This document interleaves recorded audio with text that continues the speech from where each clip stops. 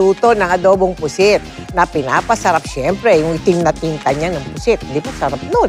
Yun nga lang, on the pusit side, i-challenging daw sa pagkakunat. Kaya ang pagkain tuloy nito, makalat.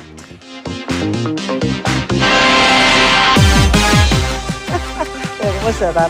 Yes, ma'am. Mamaya pusit ulam ko. Ako, patis na kasi naman. At yan ang mga balita ngayong Martes. Ako po si Mel Tiangco. Ako po si Emil Sumangil. Ikaw ang GMA News. Walang kinikilingan. Walang pinoprotektahan. Noon at ngayon, serbisyong totoo. At dahil hindi natutulog ang balita, Nakatuto kami 24 oras.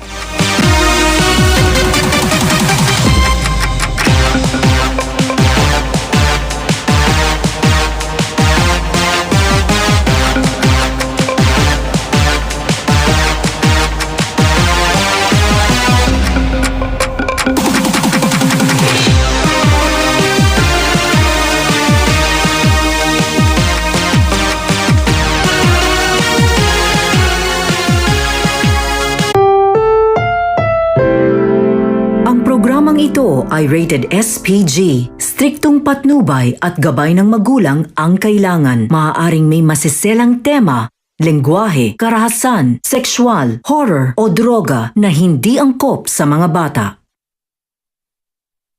Umamang sa stress.